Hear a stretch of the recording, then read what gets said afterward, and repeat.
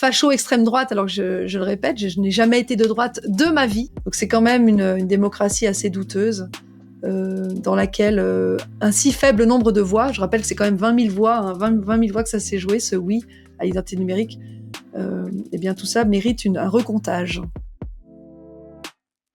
Bonjour à tous et bienvenue pour un nouvel entretien sur Kate TV. Aujourd'hui, j'ai le grand plaisir de recevoir Chloé Framery. Bonjour Chloé. Bonjour Kate, merci de me recevoir aujourd'hui. C'est la première fois que je viens sur ta télé à toi. Merci, c'est vrai, c'est la première fois qu'on fait un entretien ensemble, donc Ouais. merci. Je suis très heureuse de t'accueillir en tout cas. Je rappelle rapidement que tu es mathématicienne de formation, tu es enseignante dans cette même matière en Suisse, journaliste citoyenne, et tu viens nous présenter ton livre qui s'intitule « La Suisse au cœur, biographie d'une résistante des années 2020 ». Mais avant de commencer, chers spectateurs, n'oubliez pas de vous abonner à la chaîne si ce n'est pas encore fait, d'activer la petite cloche, de mettre des pouces et surtout de commenter cette vidéo. C'est ce qui lui permettra d'être boosté. Alors, on va parler de ce livre parce que tu reviens sur tout ce qui s'est passé depuis 2020, mais pas seulement. En réalité, on en apprend beaucoup plus sur toi que ce que l'on pourrait penser, parce que dans la première partie de ce livre, tu te livres beaucoup sur ton enfance, sur ton parcours, ton cheminement aussi. Est-ce que tu as vécu cette écriture comme une espèce de thérapie? Parce que quelque Complètement. part, tu te mets à nu sur des sujets qui sont très personnels. Ouais, tout à fait, Kate. Oui, c'est thérapeutique en fait d'écrire un livre, je crois. Et puis de la façon dont je l'ai fait, effectivement, par moment, je me suis dit, est-ce que j'écris ça? Est-ce que je le publie? À la fin, je me suis même demandé, est-ce que je publie le livre? Parce que bon, Je comprends. je vais pas non plus dans des parties extravagantes ou quoi que ce soit, mais je veux dire, je parle vraiment de mon intime euh, origine, émotion, Oui, tu parles de tes parents quand des même, on en apprend. parents, de ma famille, Oui, du milieu duquel je suis issue, etc. Et j'avais besoin, c'est comme une sorte de purgatoire en fait, une sorte d'exorcisme dont j'avais besoin depuis longtemps, et ça m'a fait un bien fou finalement de poser ça quelque part dans quelque chose que je peux relire, dans quelque chose que je peux tenir dans les mains. C'est quelque chose qui existe, et ça me permet de libérer mon esprit aussi. Et ça permet aussi aux gens, c'est ça que je voulais, qu'ils se rendent compte que derrière les sourires, l'envie de faire la fête tout le temps et la convivialité que j'ai en moi en fait, hein, il y a toute une partie qui est beaucoup plus difficile, que je viens pas de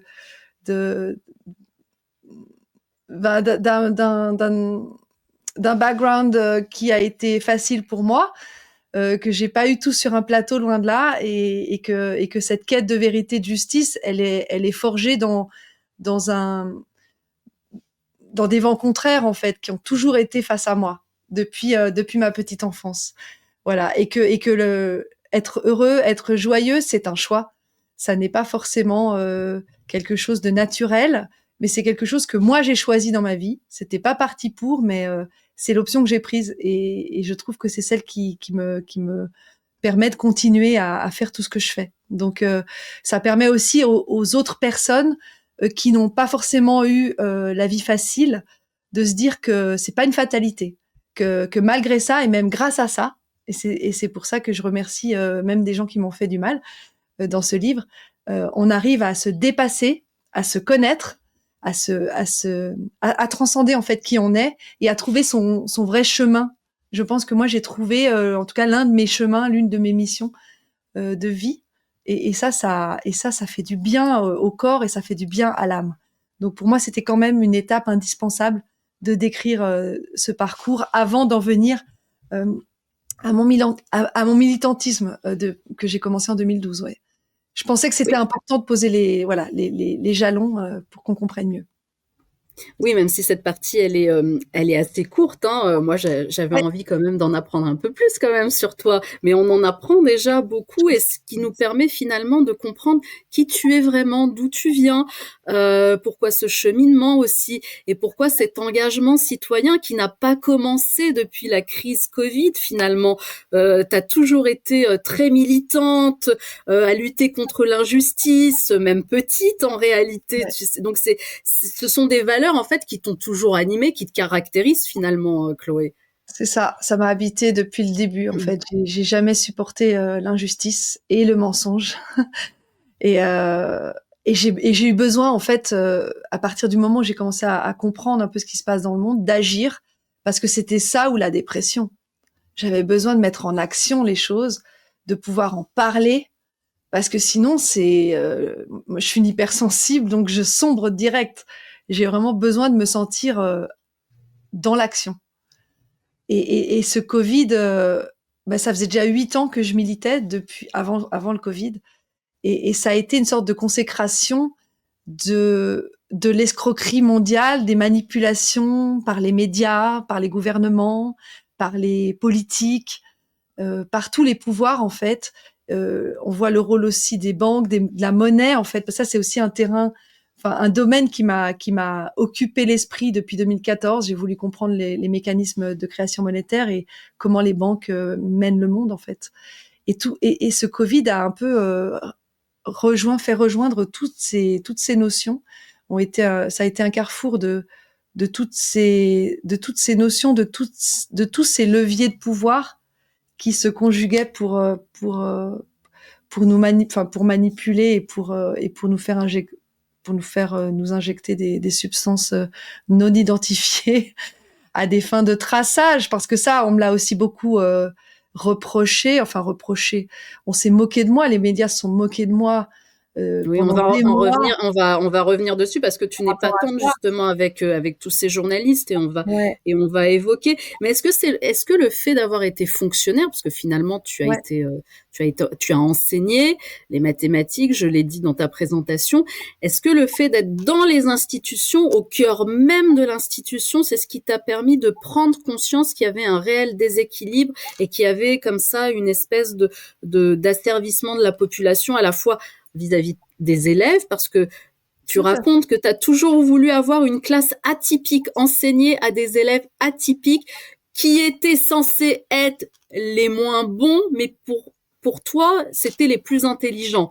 C'est Tu vois, ça. déjà là, il y a quelque chose là. C'est vrai, je l'ai toujours dit à ces Mmh. élèves qui se sentaient nuls parce qu'ils étaient dans la catégorie des nuls, entre guillemets. En Suisse, on a plusieurs niveaux. Il y a 3 niveaux au collège, enfin au cycle d'orientation. C'est l'équivalent du collège en France, de 12 à 15 ans. Il y a 3 niveaux et le dernier, enfin le niveau le moins exigeant, selon ce qu'on nous dit dans les manuels scolaires, c'est celui des CT, donc communication et technologie. Et ces élèves se sentent un peu les rebuts de la société, alors que c'est tout le contraire. Et ça, c'est ce que j'ai vu. C'est pas du fantasme, c'est pas de l'idéalisation. C'est ce que j'ai vu sur le terrain. C'est des élèves qui sont libres, qui sont non formatables, et donc qui n'apprennent pas avec les codes imposés par le système. Et c'est pour ça que je trouve qu'ils sont les plus intéressants, parce qu'ils ne sont pas les petits moutons que l'école essaye de former ou de formater pour qu'ensuite ils deviennent des esclaves qui seront les bons citoyens de demain, entre guillemets.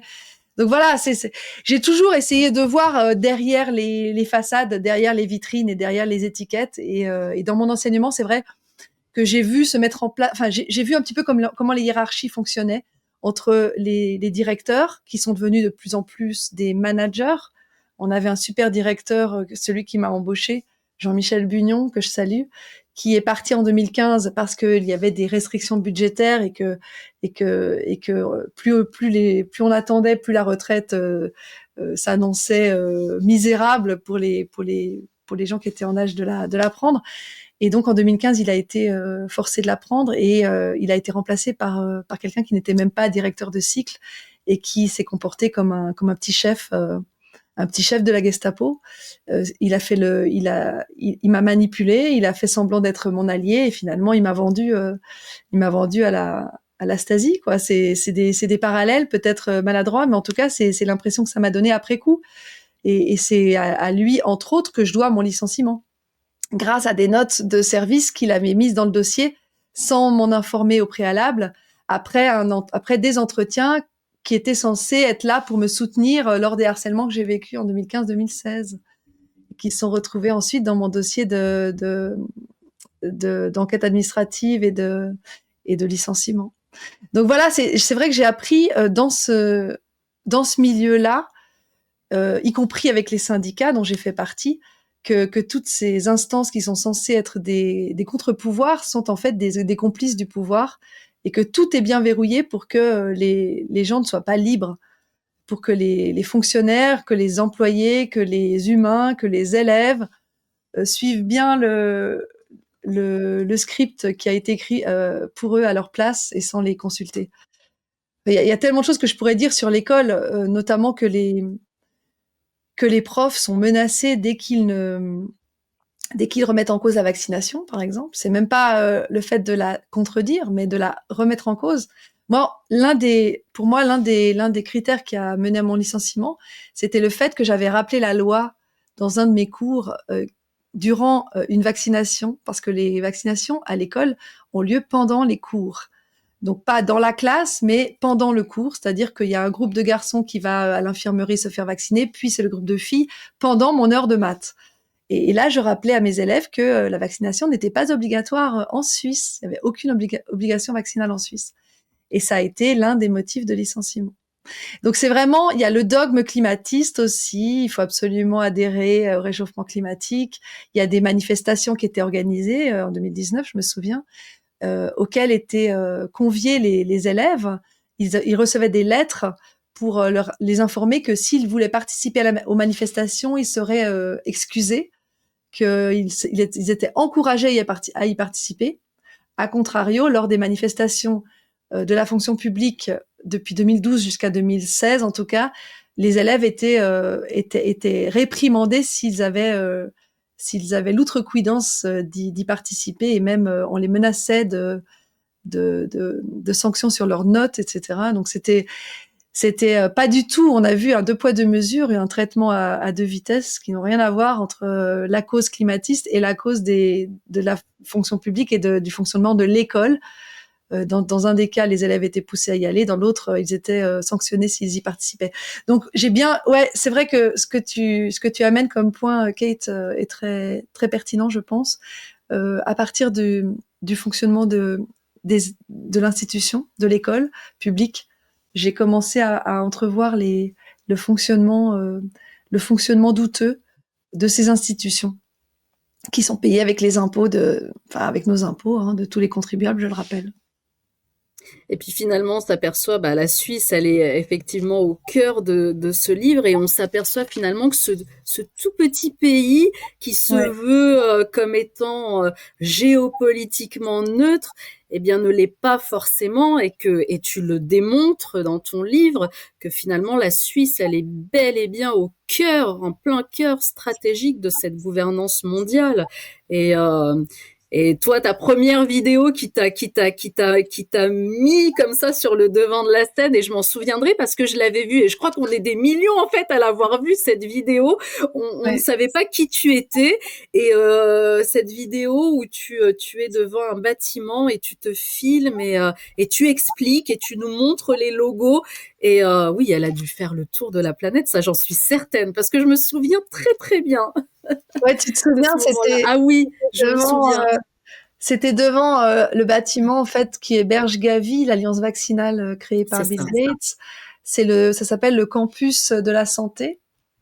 C'est ce qu'ils disent. Et dedans, on a Unitaid, donc la centrale mondiale d'achat de médicaments. On a le Fonds mondial, Global Fund, pour la tuberculose, le paludisme et le sida. On a Gavi et on a FIND aussi, qui est l'Organisation mondiale des diagnostics. Figure-toi, qui a été aussi financé par Gates. Et quand j'ai découvert que ce bâtiment-là, qui était une espèce d'horrible monstre qui avait été construit en 2018, d'ailleurs, je ne savais pas à quoi il servait, ce bâtiment, parce que c'était pas clairement indiqué dessus. Il faut vraiment s'approcher de très près pour voir les logos. Je me disais, mais il y a quoi là-dedans? Et quand j'ai compris que c'était Gavi qui était là-dedans, je me suis dit, tiens, je vais en parler vraiment en montrant le bâtiment. Je trouve que on se rend beaucoup plus compte des choses quand on les voit de façon tangible. Et il se trouvait que justement ma ville, mon canton, Genève, héberge l'OMS, hein, dont on a bien vu le rôle prépondérant pendant les années Covid, et puis aussi le Forum économique mondial, entre autres, Bien et puis sûr. l'ONU, et puis aussi l'OMM, Organisation mondiale de la météorologie, qui s'occupe du réchauffement climatique avec le GIEC, hein, c'est la maison mère du GIEC. Et en fait, ça m'a permis d'aller voir de près toutes ces organisations dont on connaissait peu le rôle, hein, finalement, avant le Covid. Je trouve, moi, j'accordais pas énormément d'importance à toutes ces organisations internationales. Le CERN aussi, qui est à Genève et où ont travaillé mes parents pendant toute leur vie. Donc oui, j'ai eu envie de le partager, mais sans vraiment me dire ça va être révolutionnaire, quoi. Je n'avais pas du tout l'impression de découvrir la poudre ou de montrer comment fonctionnait. Enfin, j'avais pas réalisé vraiment l'importance de ce que j'exposais dans cette vidéo-là dont tu parles du 13 avril 2020. Et j'en ai profité pour parler aussi de la Fondation Rockefeller qui finance ID 2020, qui est un consortium d'identité numérique qui est aussi en partenariat avec Gavi. Donc, comme il y avait la Fondation Rockefeller dans l'aventure, dans l'histoire d'ID 2020 avec Gavi, j'ai parlé de l'identification numérique dans les vaccins, qui fait partie d'ailleurs du livre, hein, j'en parle. Ça a été un projet qui a été mis en place, par exemple, au Bangladesh. Il y a eu des essais qui ont été faits dans ce sens-là. Après, voilà, les médias m'ont dépeinte comme une folle, comme une complotiste. Enfin, vous savez la suite. Mais c'est vrai que dans cette vidéo, je parlais du rôle des Rockefeller, je parlais de Gavi, je parlais de ID 2020, je parlais des lois suisses, et je parlais surtout du rôle de la Suisse justement dans toute cette escroquerie mondiale, cette mascarade mondiale. Et d'ailleurs, j'avais appelé cette vidéo Covid-19 la Suisse au cœur des décisions mondiales. Et c'est de là que vient le titre du livre. Voilà. C'est vraiment la Suisse au cœur. C'est inspiré de cette vidéo-là. Est-ce qu'à ce moment-là, quand tu fais cette vidéo, est-ce que tu sais exactement dans quoi tu mets les pieds? Pas du tout. Pas du tout. Pas du tout. C'est un peu de l'inconscience alors. Complètement. Moi, disons que j'ai toujours fait les choses sans réfléchir avant. En général, je fais et après je réfléchis. Et là, ça n'a pas loupé. Mais je pensais pas atteindre du monde, en fait. Je voulais juste faire une sorte d'archive vidéo avec les images du bâtiment. Mais j'avais pas l'intention que ça fasse le tour de la francophonie. Non, pas du tout. Je voulais faire un peu un rappel pour moi aussi. Moi, j'aime bien me faire des archives pour pouvoir y revenir plus tard, pour avoir une sorte de repère.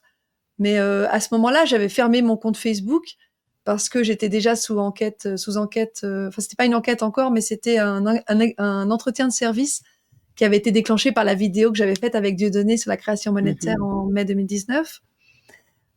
Donc, j'avais pas de Facebook, j'avais 215 abonnés sur YouTube. Tu vois, j'avais pas l'intention de faire beaucoup de buzz avec des vidéos. J'étais extrêmement surprise du bruit qu'elle a fait, en fait.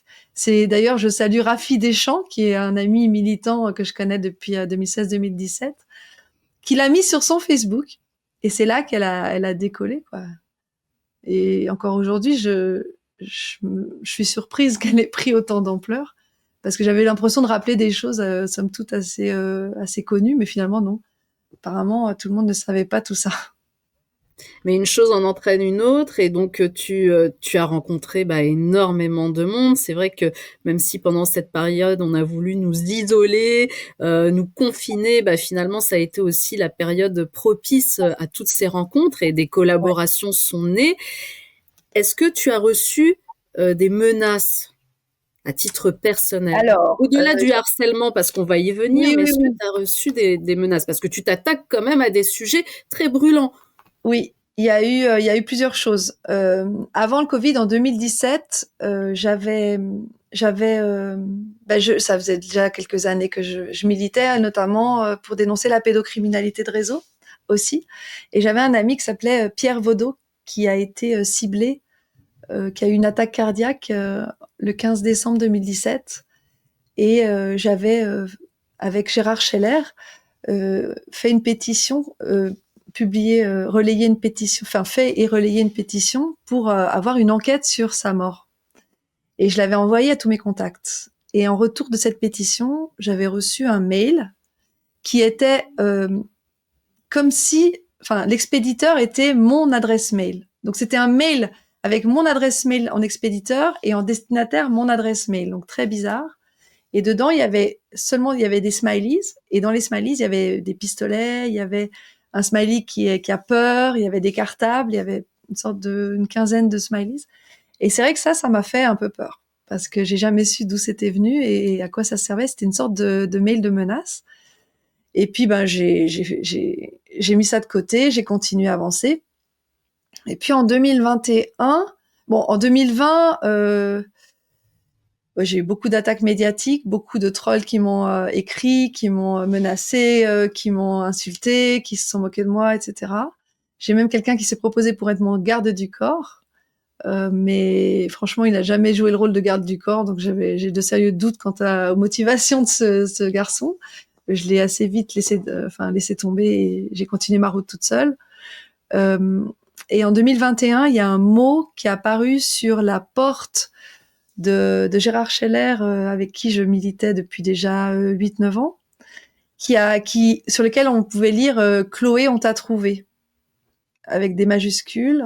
Alors je sais pas d'où ça vient. Il a gardé le mot. Donc c'était aussi censé me faire peur, j'imagine. Et récemment, j'ai quelqu'un sur VK qui m'a dit qu'il faisait des cauchemars et qu'il me voyait morte et qu'en général, quand il voyait les gens morts, c'est qu'il allait leur arriver malheur. Donc voilà où j'en suis. Je ne suis pas suicidaire, je préfère le dire. J'adore la vie, j'ai aucune raison de mettre fin à mes jours. Donc on continue à avancer, mais ouais, il y a eu 2-3 petites choses comme ça. Ça te fait peur tout ça? Oui, au moment où ça se produit, j'ai peur et puis après je pense à autre chose. Ouais, ça t'empêche pas d'avancer. Non.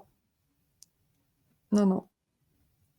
Alors ce livre, je l'ai dit, ça a été des rencontres aussi. Enfin, c'est ce que tu racontes. Cette période a été le fruit de beaucoup de rencontres. C'est aussi le moment aussi où tu règles un peu tes comptes aussi. Tu vois, il y a des règlements de comptes. Alors oui. Tu serais surprise, mais beaucoup moins que ce qui a eu lieu dans la réalité. Non, je règle pas vraiment mes comptes. Si je réglais mes comptes, là, ça ferait mal. Disons, j'arrive à rebondir, à me reconstruire assez facilement. Donc, c'est cette stratégie, entre guillemets, j'aime pas ce mot, mais c'est cette attitude que j'ai. Plutôt que de me méfier en amont, je fais le point après et je suis souvent trahie puisque je fais confiance a priori. Donc, la majorité des gens n'étant pas forcément des gens vertueux, intègres, courageux et sincères, forcément, là, il y a des déconfitures. Mais en même temps, je regrette pas. Moi, ça permet de faire des choses, d'apprendre. J'apprends tout le temps. Et finalement, même les gens qui m'ont trahi, j'ai pas forcément de rancœur envers elles. J'ai pas forcément de haine. Je préfère juste m'en éloigner, leur dire ce qui s'est passé, enfin ce que j'ai ressenti. Après, je passe à autre chose. Je suis pas quelqu'un qui rumine, par exemple. Et puis, même si on m'a trahi, je peux pardonner, je peux revenir. Il y a rien de définitif avec moi. On peut toujours s'excuser, on peut toujours reparler. Je peux tout à fait comprendre qu'à des moments dans la vie, on n'est pas bien et on fait des choses qu'on n'a pas l'intention de faire ou on dit des choses qu'on n'a pas l'intention de dire. Sur le coup de la colère, de la projection, de la blessure. Tu sais, on porte tous nos valises, on a tous des blessures, on fait tous des projections sur autrui. Donc, je lancerai pas la première pierre, mais simplement j'ai exposé certaines choses qui sont pas très graves en fait. Hein. J'ai pas, je veux dire, j'ai vécu des choses quand même assez sévères, assez graves, mais dont j'ai pas parlé dans le livre. Là, j'ai gardé juste les choses les plus acceptables, on va dire. Et encore une fois, il y a rien de définitif, notamment avec Louis Fouché, avec Dieudonné, avec Francis Lalanne. Mais je vous laisserai découvrir. Enfin, je sais pas si tu veux qu'on développe. J'allais te poser la question forcément sur Dieudonné, hein, parce que Dieudonné, quand même, il t'a valu les foudres de ton administration, quand même. Alors, tu parles beaucoup de cette vidéo avec ton gilet jaune, ananas, là, mais il y a eu aussi la fameuse vidéo où vous faites tous les deux, en fait, une interview vérité, où tu lui poses toutes les questions. et tu dis, tu vas répondre à toutes les questions sans langue de bois, parce que moi je me souviens très bien de celle-ci. Et est-ce que le fait d'en parler, finalement, c'est un peu lui tendre la main, parce que tu dis que t'aimes pardonner, que t'as pas d'amertume et tout. Est-ce que c'est Oui. ça, c'est ce geste-là c'est pour ça que t'en parles de cette histoire? Oui, oui, tout à fait. Moi, en fait, quand j'ai rencontré Diodo en 2018, j'ai eu envie de le réhabiliter. Alors, c'est peut-être un peu ambitieux comme, comme volonté, mais je me suis dit, je vais réussir à le réhabiliter dans ce monde de fous qui le diffame depuis 20 ans.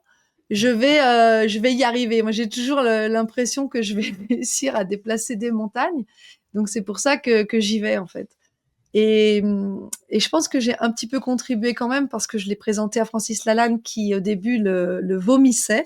Première fois que j'ai rencontré Francis, le 31 août 2019 à la chaîne humaine pour soutenir les Gilets jaunes victimes des violences policières qu'on avait organisé à Genève devant l'ONU.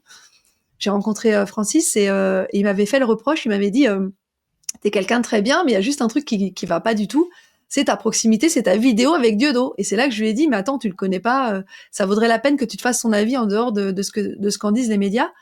Et je lui avais proposé qu'on organise une rencontre à trois pour qu'il se fasse son avis, en fait.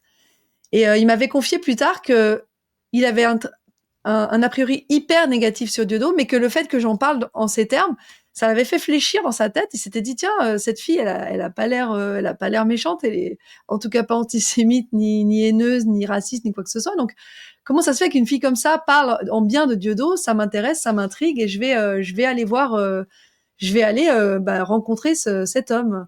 Et donc, c'est grâce à moi qu'ils se sont parlé, qu'ils sont devenus amis, proches en tout cas. Et, euh, et les deux m'ont laissé tomber, entre guillemets, une fois qu'ils ont... Diodo, une fois que j'ai été virée, je lui ai annoncé au bal des Quenelles 2022, le 24 juin, que j'étais virée. J'ai plus jamais eu de réponse de sa part, alors que j'avais tout fait pour le réhabiliter. J'avais même été témoin dans un des procès à Genève pour le soutenir et pour dire la vérité, ce que j'avais vu dans son spectacle. On a la CICAD. La CICAD, c'est l'organisme sioniste, l'antenne de la LICRA en Suisse, qui l'a attaqué en Suisse et qui m'a attaqué et qui est à la source de mon licenciement. Donc, ayant le même ennemi, entre guillemets, il y a de la solidarité, forcément. Et surtout que c'était basé sur tellement d'injustices, autant dans mon cas que dans son cas. Je supporte pas le mensonge, donc je voulais au moins rétablir les faits, notamment de ces allégations d'antisémitisme dont il fait l'objet et qui sont complètement fallacieuses. Et je décris bien dans le livre ce qui s'est passé, en fait. Et je vous laisserai peut-être le lire, mais en gros, il voulait faire un livre sur le code noir, donc le code de l'esclavage, et puis il a demandé des subventions qui lui ont été refusées par le CNC, le Centre national cinématographique en France. Et en fait, il a remarqué que les documentaires qui étaient financés, c'était des documentaires sur la Shoah, mais pas sur l'esclavage. Et c'est pour ça qu'il a commencé à se moquer du sionisme et de la Shoah. Ouais, mais il nous l'avait déjà expliqué parce qu'on avait fait avec Marcel des émissions. On avait réuni Dieudonné et Soral. Alors peut-être qu'un jour je te réunirai avec Dieudonné. Tu vois, Diodo, si tu nous écoutes, hein, l'invitation est lancée. Ah ouais, il nous avait expliqué, effectivement, on était revenu sur cette période de sa volonté d'avoir un financement pour un film. Et oui, c'était en quelle année? Les émissions? Ouais, ces émissions dont tu parles. Les émissions, c'était, si je te dis pas de bêtises, on les a tournées en 2024, mais on a tout a été supprimé par YouTube, hein, tu comprends? Bien sûr, ah bah oui, bien sûr. Il y a 3 épisodes et tout a été supprimé. C'était en 2024, c'est ça. Alors là, moi, je te parle de 2018 quand j'ai rencontré. Oui, mais on était revenu sur toute leur carrière en fait à chacun. Voilà. C'est ce que je voulais te dire. On était revenu chronologiquement sur chaque point de leur carrière et on avait abordé effectivement ce gros point du CNC. Et tu vois, depuis 2018, moi, je voulais vraiment que le monde le sache et c'est ça qui m'a poussée à collaborer avec lui et à faire la deuxième interview aussi. Ça faisait longtemps que je lui disais, Diodo, il faut qu'on parle de toutes les tâches d'ombre qui sont mises sur toi et tout ce qu'on te reproche. Donc, j'ai envie que tu puisses répondre. Il m'avait dit oui, oui, oui. Puis finalement, on l'a faite en mai 2021, cette vidéo, vous pouvez retrouver. Parce que, encore une fois, moi, c'est l'injustice. Mais peu importe la vertu des gens, s'ils sont traités injustement, si des mensonges sont dits sur leur compte, ça m'insupporte. quel que soit ce qu'ils m'ont fait, quel que soit notre rapport, quel que soit, voilà, c'est indépendant de ça. Moi, je supporte pas les mensonges. Et puis voilà, c'est quelqu'un qui a quand même réveillé les consciences depuis bien, bien longtemps, à ses risques et périls. Et qui nous a fait rire, et qui est considéré encore par les Et artistes qui qui, n'osent pas le défendre publiquement. Bravo, le courage des artistes, hein. Mais qui le défendent en coulisses et qui adorent son jeu et tout ce qu'il fait, mais qui n'osent pas l'assumer face caméra. Donc voilà, je voulais vraiment rendre hommage, et surtout rétablir les faits, ce qui m'a coûté mon poste, mais je le regrette pas parce que tant que je suis alignée avec mes valeurs, ça va, quoi. Mais oui, tout ça, j'en parle dans ce livre et ça fait vraiment du bien. alors on D'ailleurs, a je parlé, voulais savoir comment de Dieudonné qui est censuré. Qu'est-ce que ça fait toi quand tu lis dans des articles de presse ou que tu entends à la radio qu'on te traite, et ben c'est ce que tu mets en quatrième de couverture, hein, qu'on te traite de complotiste, d'extrême droite, d'antivax, alors sulfureuse, controversée, égérie genevoise des coronaceptiques. Tu as eu le droit à tous les Ah non, qualificatifs. mais je crois que j'ai eu tout. Là, il y a qu'un échantillon. Ben, ça m'a,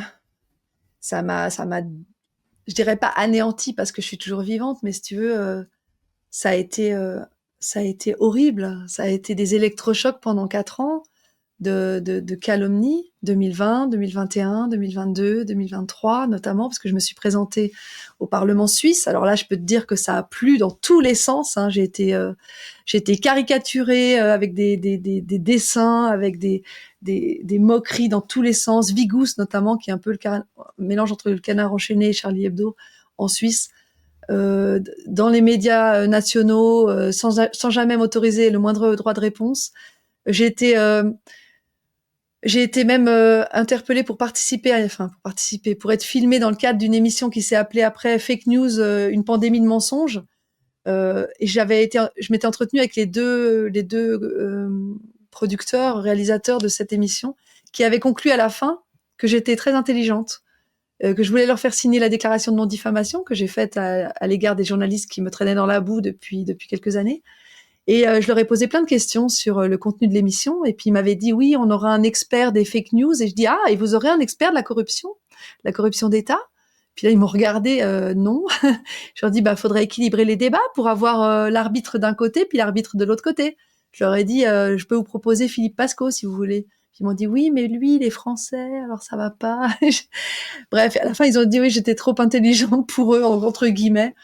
Euh, voilà. Non, non, ils m'ont salement amoché. Là, il y a eu un reportage de ID News, de 8 épisodes et 5 bonus, même un livre sur moi, qui m'insulte de long en large, en Mais ça, travers. c'est parce que quelqu'un t'a infiltré. Alors, cette histoire, elle est... Non, c'est pas non, parce que quelqu'un m'a infiltré que j'ai été diffamée. C'est parce que j'ai.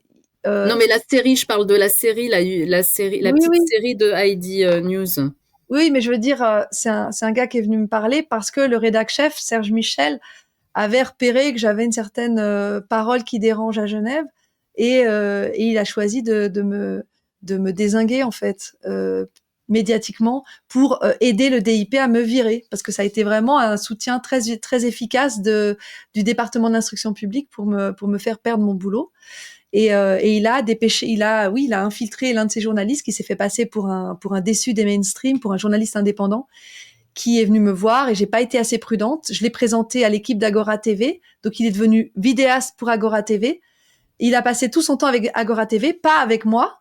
Mais malgré tout, c'est moi l'héroïne de leur saga de diffamation. Jean-Dominique Michel n'a pas été ciblé, par exemple, dans ce reportage de 66 pages, ni ciblé, ni cité, ni montré en photo, alors qu'il était dans notre comité de référendum contre l'application de traçage Suisse-Covid, par exemple. Mais moi, alors, j'étais la plus ciblée. François de Sibontal aussi en a eu pour son grade. Vraiment, voilà, paix à son âme. Il y a laissé la vie l'année dernière. Un grand militant, aussi épris de justice et de vérité et de liberté. Est-ce que, Euh, est-ce que tu voilà, donc penses non, que tu c'est as été dur. plus Quelque ciblée chose. parce que tu es une femme ou pas? Ou ça n'a rien à voir? Alors, peut-être que oui, mais ça, c'est de la spéculation. c'est possible que le fait qu'ils n'arrivent pas à me dézinguer sur des affaires de déviance sexuelle, parce que c'est souvent ce qu'ils font avec les hommes, hein, ils leur trouvent des nanas dans le placard pour les discréditer, hein, des affaires de viol pour Tariq Ramadan ou pour d'autres choses, hein, mais toujours avec l'aspect sexuel. Avec moi, c'est pas possible. Avec une femme, c'est pas possible. En plus, une mathématicienne qui a l'équivalent de 3 masters, une licence dans l'hôtellerie-restauration, qui a eu j'ai été quand même chef du personnel, j'étais responsable d'un café-restaurant, j'ai été prof de maths pendant 16 ans, j'ai été coprésidente du groupe de mathématiques pour le canton de Genève. Je veux dire, j'ai quand même une crédibilité qu'il est difficile de casser comme ça. Donc, il fallait me cibler de façon répétée, je suppose, pour me faire perdre cette crédibilité. Donc, je pense que c'est ça qui a valu cet acharnement hyper intense sur moi. Donc quelque part, le fait que je sois une femme, en plus blonde, donc ça sort, on sort complètement de l'image de la délinquante, de la droguée ou de l'alcoolique, parce que je bois pas vraiment, j'ai jamais fumé de ma vie, je me suis jamais droguée. Donc c'est difficile de m'attaquer sous un autre angle. Donc il fallait mettre le paquet sur le ridicule de ce que j'avançais, soi-disant, et sur le scénario qui a été fabriqué de toutes pièces sur ma personne, de ces gens qui n'ont jamais cité mon travail, qui n'ont jamais cité les sources, parce que je suis quelqu'un qui met mes sources à chaque fois que j'expose quelque chose, et qui m'ont fait passer pour une facho, facho extrême droite, alors que je le répète, je n'ai jamais été de droite de ma vie, et encore moins d'extrême droite comme ils le disent, pour autant qu'on sache ce que ça veut dire. Donc il fallait vraiment construire une personne qui n'est pas moi. Et c'est ce qu'ils ont essayé de faire. Ils ont essayé de me traiter de raciste, mais ça a pas du tout réussi, parce que Serge Michel a pointé un commentaire sur Facebook qu'il pensait être raciste, que j'aurais liké. Or, ce commentaire dénonçait la façon biaisée qu'avaient les journalistes de traiter la cause musulmane. Donc, Serge Michel avait manifestement pas lu le commentaire et s'est pris les pieds dans le tapis en me traitant de raciste, ce qui a été repris par Reporters sans frontières, qui m'a traité de raciste à son tour, sur la base d'un tweet qui est contraire, pointe du doigt le racisme des journalistes. Donc c'est vraiment un sac de nœuds. Ils ont tout essayé, mais ça n'a pas marché comme ils l'aimeraient.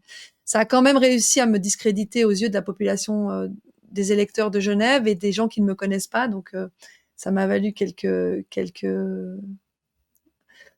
pas insultes, mais en tout cas invectives, et surtout sur les réseaux, et surtout les trolls qui m'attaquent régulièrement dans mon canal Telegram ou sous toutes les vidéos où j'apparais, y compris sur les lieux ou sur les plateformes où mon livre est vendu, comme Amazon, la Fnac et tout. Enfin bref. Il y a beaucoup à en dire, mais les attaques médiatiques, ouais, c'est quelque chose que j'avais pas encore expérimenté à ce point, et là, j'avoue que j'en ai goûté, hein. Et puis alors, faut être fort, hein, faut être solide, hein.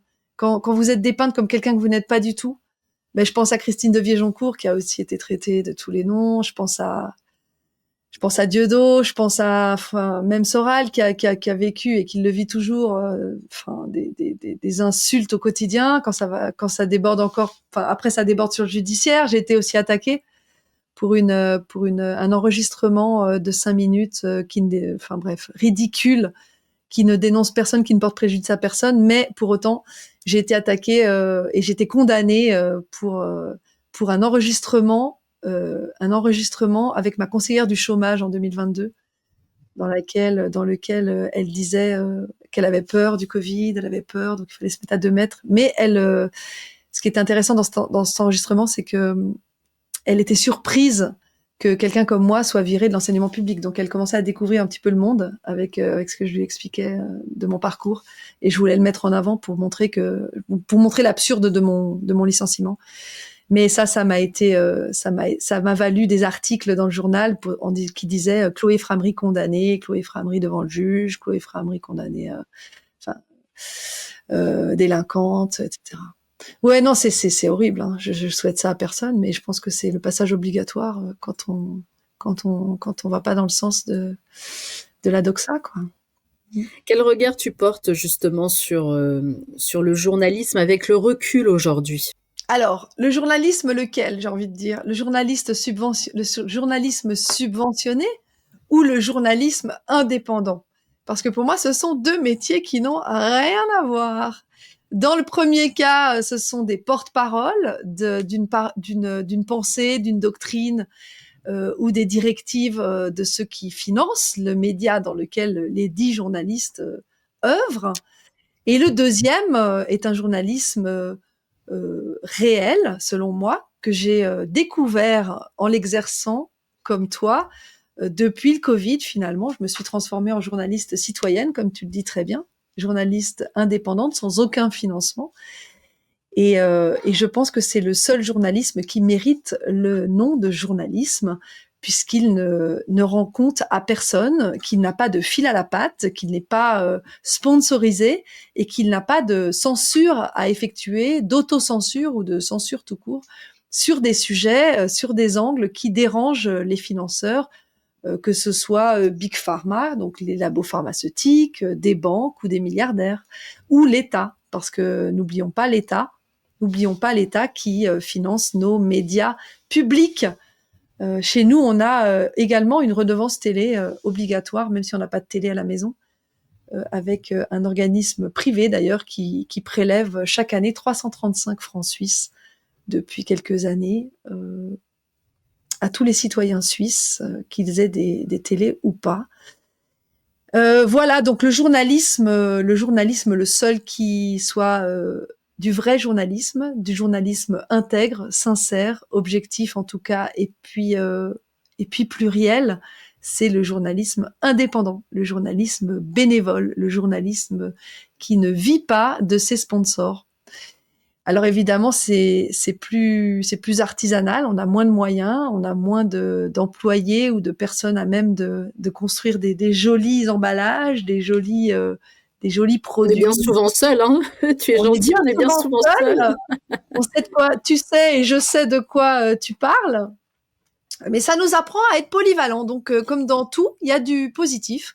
Moi, ça m'a appris à être monteuse, sous-titreuse, traductrice, spécialiste réseaux sociaux, experte dans les miniatures, les vignettes qu'on met dans ces petites vidéos, synthétiseuse de textes, chercheuse, euh, encyclopédiste. Enfin, je sais pas si ça existe ce mot, mais ça Documentaliste, je sais pas. documentaliste. Ouais, archiviste. Non, non, moi, ça m'a développé toute une palette de métiers que je n'avais pas, que je ne connaissais pas, et que j'ai appris sur le tas, et je suis très contente de ça. Mais effectivement, les journées ne faisant que 24 heures pour tout le monde, on n'arrive pas à faire autant, aussi vite que les journalistes subventionnés qui ont toute une équipe à leur disposition. Bien sûr. Et avec la sortie de ton livre, est-ce que tu as vu des articles de presse qui ont paru comme ça Oui. en Suisse? Est-ce qu'on parle encore de toi? Alors malheureusement oui, enfin oui, malheureusement ou heureusement, je sais plus qui disait que quel que soit l'angle, l'essentiel est qu'on parle de toi. J'ai eu des articles pour dézinguer mon livre, ou plutôt pour dire du mal des séances de dédicaces dans lesquelles j'ai présenté mon livre, notamment au restaurant Tavolone lors de la première dédicace à Genève. C'était quoi, le 30 avril 2025, cette année. Mhm. Mhm. Euh, j'ai dédicacé mon livre dans un des restaurants résistants que je connaissais, dont le patron était courageux, l'un des rares restaurateurs courageux. Ils existent, hein, mais il y en a peu. Et c'est lui qui m'avait proposé de faire mes dédicaces dans son resto. Il n'a pas fléchi, donc bravo à lui. Mais des tracts ont été distribués dans ce restaurant durant les semaines précédant la dédicace pour dire de boycotter, de faire et de m'empêcher de faire cette dédicace.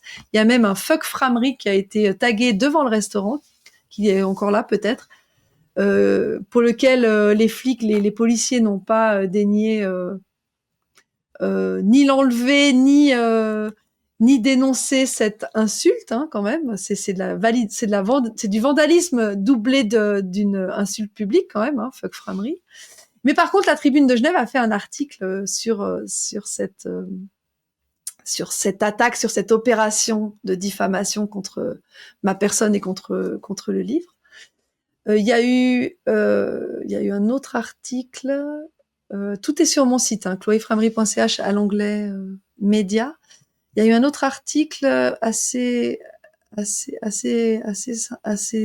dégueulasse, mais je sais plus exactement. Il faudrait que je regarde. Mais par contre, j'ai eu quand même des articles positifs, notamment à la Neuville où j'ai fait une dédicace il y a pas si longtemps, et dans un journal suisse-allemand aussi. J'ai eu 3-4 articles sur mon livre qui sont plutôt positifs. Je dirais que dans l'ensemble, il y a eu plus d'articles positifs que négatifs. Mais il y a eu des tentatives de m'empêcher de dédicacer mon livre.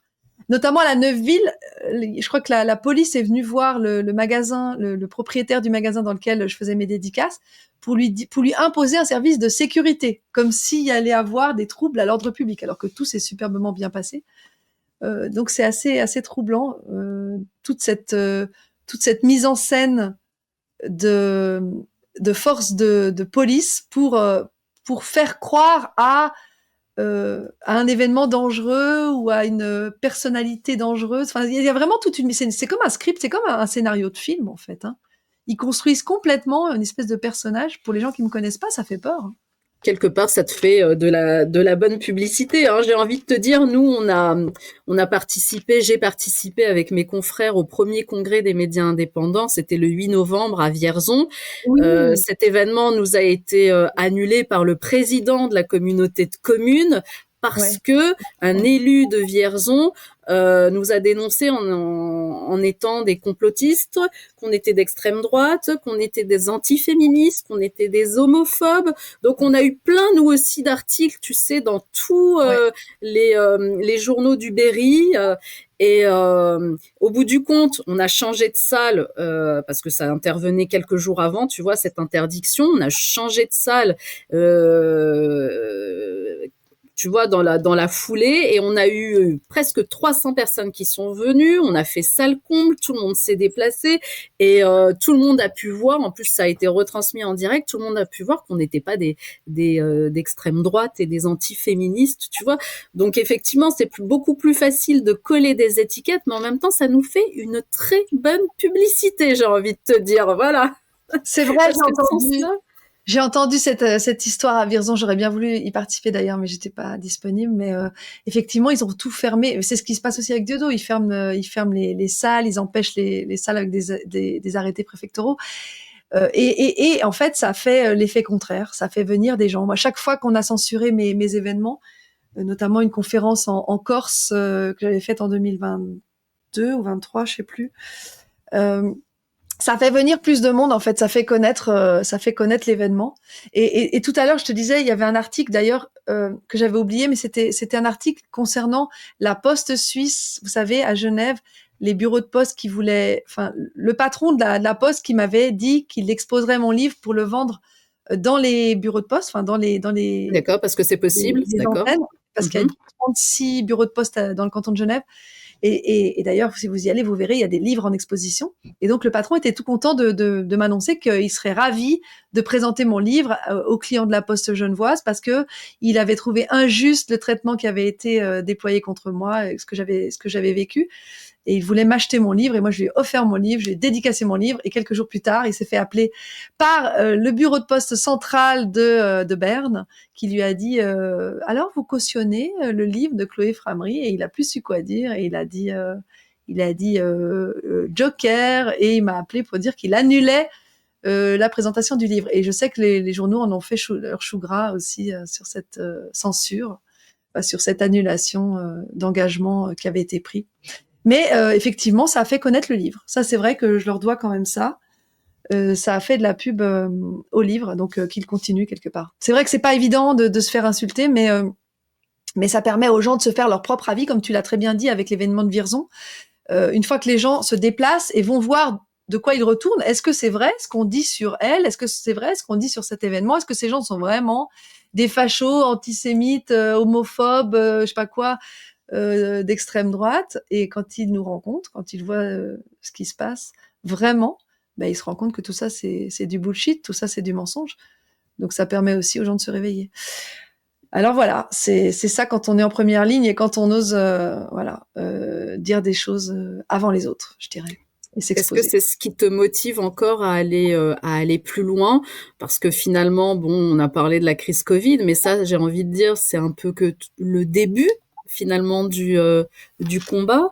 Là, la Suisse, vous avez dû répondre, les habitants, les citoyens, vous avez dû répondre à un référendum, là, il y a quelques semaines, parce que Ouais, c'était le 28 septembre, je crois. Vous exact. avez dû Oui. vous prononcez oui ou non en faveur ou non de l'EID, l'identité numérique, eh bien c'est le oui qui l'a emporté de très très peu, mais c'est quand même le oui qui l'a emporté à 50,4%, c'est ça? Ouais, 50,39%, donc 50,4%. Ouais, ouais. Ouais, bah alors ça fait partie des illustrations de la fraude électorale, la fraude aux votations. Il y a au moins 8 objets sur lesquels ben c'est pas net. Il y a une irrégularité manifeste. J'en ai parlé dans différentes vidéos. Un écart aussi faible qui passe du non au oui en combien 30 minutes, 30-40 minutes, avec un canton qui fait toute la différence, Zurich. Avant Zurich, c'était le non qui l'emportait pour cette identité numérique. Après Zurich, c'est le oui à un cheveu. On a notamment deux sources officielles qui disent l'exact contraire, à savoir Genève a voté oui à l'identité numérique à 55%, et en même temps on nous dit Genève a voté non à l'identité numérique à 55% dans le télétexte, pendant qu'officiellement on nous dit qu'il a voté oui. On a un taux de participation qui baisse avec le temps. Je rappelle qu'un taux de participation, c'est le nombre de personnes qui ont effectivement voté divisé par le nombre total de personnes habilitées à voter. C'est censé être quelque chose qui est de plus en plus grand et non pas de plus en plus petit. Ça ne peut pas diminuer avec le temps. On a les Suisses de l'étranger qui ont voté massivement oui à l'identité numérique, soi-disant, alors que les Suisses du même canton ici, sur place en Suisse, ont voté non. Donc on a des différences et des incohérences qui font réellement se poser la question de la régularité de ce vote. Et d'ailleurs, il y a un recours qui est au tribunal fédéral actuellement contre cette votation et qui est toujours en cours aujourd'hui parce que Swisscom, l'entreprise publique de télécommunications, a donné 30 000 francs au camp du oui pour l'identité numérique, ce qui est totalement illégal, évidemment, puisque l'État ne peut pas financer l'un des deux camps. Euh, Autrement dit, il prend parti avec nos impôts pour l'une des deux décisions. Je rappelle que dans le livret de vote, d'ailleurs je l'ai toujours ici, euh, ça c'est celui donc du 28 septembre, le Conseil fédéral donne son avis, ce qui est une aberration totale. C'est comme si le gouvernement nous dit quoi voter, hein, Une c'est exactement consigne, c'est ça. comme une consigne de vote, c'est ça? Routine de vote, exactement. Alors, on a aussi tous les partis qui donnent leur avis. Il n'y a pas que le Conseil fédéral, mais je dirais que le Conseil fédéral le donne dans celui-là de livret, alors que les autres avis sont donnés dans un petit livret plus, plus, plus modeste qui est cantonal, celui-là. Donc, je dirais que le poids le poids de l'avis du gouvernement est beaucoup plus important. Cet avis est aussi véhiculé par des vidéos de propagande qui est sur le site du gouvernement en nous disant ce qu'il faut voter. Donc c'est quand même une démocratie assez douteuse dans laquelle un si faible nombre de voix, je rappelle que c'est quand même 20 000 voix, 20 000 voix que ça s'est joué, ce oui à l'identité numérique, eh bien tout ça mérite un recomptage.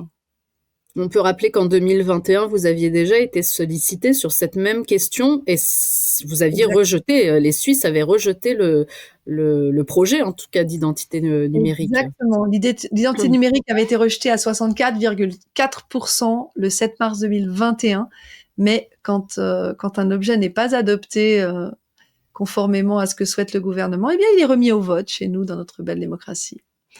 Ça a été la même chose pour les impôts, l'impôt sur les sociétés, l'impôt sur les entreprises dans les années 2015, 2016, 2017. Ça a changé de nom et puis on a été sollicité pour voter. Et finalement, la population suisse a dit oui après avoir dit non une première fois. Vous voyez, c'est ce système démocratique, pseudo-démocratique, semi-direct, nous dit-on, a ses limites. Et sachez par exemple que pour ce genre d'objet, donc l'identité numérique ou la loi Covid-19 ou la loi antiterroriste qui nous désigne plus ou moins tous les dissidents, tous les opposants au régime comme des terroristes, eh bien sont d'abord adoptés par le gouvernement et l'Assemblée fédérale, donc le Parlement, mais pas du tout par le peuple. Et pour pouvoir avoir son mot à dire sur ces lois liberticides, il faut mettre en place un référendum, c'est-à-dire rassembler plus de 50 000 signatures valides en 100 jours, donc 3 mois, pour avoir une chance de pouvoir se prononcer, de pouvoir voter sur ces objets si importants, si essentiels. Alors j'ai fait plusieurs conférences sur la démocratie suisse pour en expliquer les limites pour nos amis francophones qui croient que la Suisse est un Eldorado démocratique. Mais effectivement, j'en parle aussi dans le livre de tout ça. Oui, parce que tu racontes aussi ton expérience avec la politique un peu, hein, même si tu t'es présenté sans étiquette, mais t'as bien vu à la fois la corruption, l'esprit mafieux, les coups bas. Enfin, ça a été la censure, la diffamation qui a redoublé, les affichages avortés sur les tramways. C'est fou cette histoire, elle est avec ces textes de colle non conformes, c'est quand même le pompon, ça. On nous a dit OK, et juste le jour où ça devait passer, où les affichages devaient être affichés, donc c'était 3 jours avant l'élection en novembre 2023, pas d'affichage sur le tram. Donc j'appelle les transports publics genevois. Je rappelle que c'est quand même une entreprise publique, en tout cas subventionnée par l'État avec nos impôts. Et on nous dit ah mais désolé, la colle des affichages n'était pas conforme, donc on n'a pas pu les coller. Donc on a été récupérer nos affichages qui n'ont même pas été déballés. Et quand on voit la colle en question, c'est comme du post-it. Je sais pas si tu vois ce que c'est, la colle de post-it. C'est vraiment rien du tout. Hein. C'est pas du tout. C'est vraiment un filet de colle. Oui. C'est une homéopathie de colle, hein, je dirais. Attendez, je vais vous montrer. Là, j'ai justement des post-it. Vous voyez, c'est ça. C'est ça la colle non conforme, tu vois. Donc c'était tout ça, c'était du même acabit durant tout le long. Il y a eu des affiches de campagne qui n'ont pas été collées ou alors collées à la dernière minute. J'ai été convoquée au tribunal 2 fois pendant la campagne. Il y a eu des stands déplacés. Il y a eu des débats auxquels j'étais pas conviée, même pas citée. Donc les gens savaient pas que j'étais candidate. Non, c'est une caméra cachée grandeur nature. Hein. C'est un truc à vivre une fois dans une vie. Hein. Donc là, tout ça, j'en parle dans le livre, mais je garde quand même le ton de l'humour parce que je trouve qu'il faut en rire. C'est plus facile à supporter toute cette corruption, toute cette sélection, parce que moi j'appelle ça la sélection politique, hein, parce que la sélection elle est faite en amont. Et d'ailleurs, il y a l'un des articles de la Tribune qui parle on était 6 candidats au Sénat suisse, en fait, au Conseil des États suisses. Et nous on était 2 à être cachés, donc dans la liste Liberté, Peuple d'abord. Bon, en fait, le nom de ma liste c'était Liberté. Et puis, quand on s'est présenté au Conseil des États, qui est l'équivalent du Sénat suisse, on s'est fusionné avec la liste Le Peuple d'abord. Donc, ça a donné Liberté, Peuple d'abord. Et on était 2 femmes dans ce groupe. Et on a été complètement écartés du débat de la télévision nationale, de la RTS, le 2 novembre, qui a donné suite à une plainte qu'on a gagnée d'ailleurs, et sur laquelle les médias ne se sont pas du tout étalés, hein, bizarrement. Tout le reste est bon pour nous diffamer, mais ça, quand on est à une victoire, évidemment, personne n'en parle. Et donc, on a été complètement ghostés, effacés. Donc, ils ont présenté, l'article de la Tribune disait les 4 candidats principaux seront ceux que vous devrez sélectionner, ou seront ceux sur lesquels seront ceux que le peuple pourra sélectionner. Donc les mots ne sont pas de moi. La sélection politique est un terme affiché, employé par les journalistes, les fameux journalistes de la première catégorie dont on a parlé juste avant, ceux qui sont subventionnés. Non, c'est une sélection. Il n'y a rien de démocratique dans tout ça. Et alors, selon toi, justement, puisqu'il n'y a rien de démocratique, puisque c'est une sélection, quelles sont nos portes de sortie, en tout cas? qu'est-ce qu'on peut faire, comment on peut agir, comment on peut militer aussi, peut-être comment on peut devenir citoyen engagé. Je ne sais pas, je pose la question. Je pense que, en tout cas, en ce qui me concerne, j'écoute mon intuition, mon cœur, et je fais tout ce que je sais faire, c'est-à-dire vulgariser les informations dont j'ai connaissance, les rendre accessibles, que ça soit par des publications sur les réseaux sociaux, par des vidéos, par des communications directes, hein. Moi, je pense que le dialogue direct est le plus efficace pour faire comprendre aux autres les choses. Par l'exemple aussi, lorsqu'il s'agit de mettre des masques dans les magasins, moi j'avais une dispense et je ne le mettais pas, y compris dans les trains. Et je pense que l'exemple est le meilleur moyen d'apprendre et le meilleur moyen de militer, c'est d'incarner les concepts qu'on défend. D'incarner la droiture, d'incarner la vérité, d'incarner la sincérité, d'incarner le courage aussi, parce qu'on attend du courage de nos représentants et de ceux qui dirigent. Eh bien, soyons courageux, nous aussi, tout le monde. Sans croire au sauveur. Moi, c'est vraiment ça. Je ne crois pas à quelqu'un qui va m'aider à sortir du guêpier dans lequel je suis. J'y vais. Et c'est la meilleure manière de pas être déçu, c'est de faire les choses. Et puis de ne s'en prendre qu'à soi-même si ça marche pas. Mais au moins, on fait notre part. Et quelle que soit l'issue, je dirais, si on est en accord avec soi-même, bah, c'est l'essentiel. Je trouve que l'un des moyens de militer et de pouvoir durer, c'est de garder la joie, de garder l'humour, de voir ce qui va bien, de savoir apprécier les petits bonheurs, de savoir apprécier les gens qui sont autour de nous, les rassemblements, les afters après les manifs. Moi, c'était les meilleurs moments. Et de faire des choses qui nous font du bien et de ne pas broyer du noir, se morfondre, rester dans une colère sourde, en vouloir à la terre entière, accuser les autres de nos propres manquements, failles, lâchetés ou erreurs.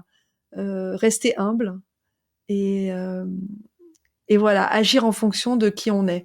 Moi, j'ai pas, si tu veux, un objectif de résultat. J'ai un objectif de moyen, mais pas de résultat, euh, pas de victoire forcément immédiate Mhm. et, euh, et définitive, parce que je sais que c'est un combat qui est ultra long.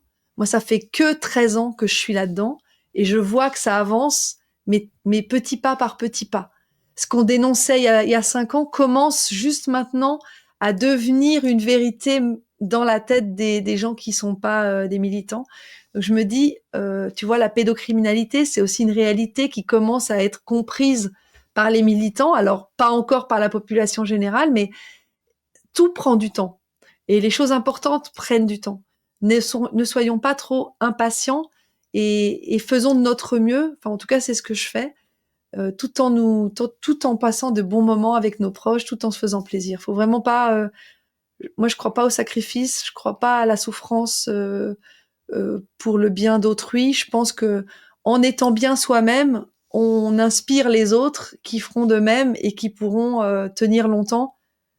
Et plus, je dirais, on inspire les autres et plus les gens auront envie de comprendre pourquoi on est bien, pourquoi on est heureux, pourquoi on est en bonne santé et qui vont peut-être s'intéresser à ce qui nous distingue de ceux qui se soumettent. Et peut-être que ça donnera envie de faire pareil. Moi, je pense beaucoup à ça, à l'exemple, en fait. C'est comme ça que je milite, en tout cas. Merci Chloé pour ces belles paroles que je rejoins et auxquelles j'adhère pleinement parce que je suis convaincue qu'effectivement ce qu'on est en train de faire là, chacun à notre échelle, eh bien, ce n'est pas vain, c'est vraiment quelque chose. On est en train de planter des petites graines et tout le travail et toutes ces vidéos, tous ces entretiens qu'on réalise aujourd'hui, bah, resteront pour la postérité. Et ça, c'est important. Et garder le sourire, garde ton sourire, Chloé. Effectivement, c'est ça, c'est montrer qu'on peut être en joie, même dans un travail qui est quand même très prenant, qui est fatigant aussi, parce que on peut le rappeler, Chloé, on n'a pas d'heure de travail.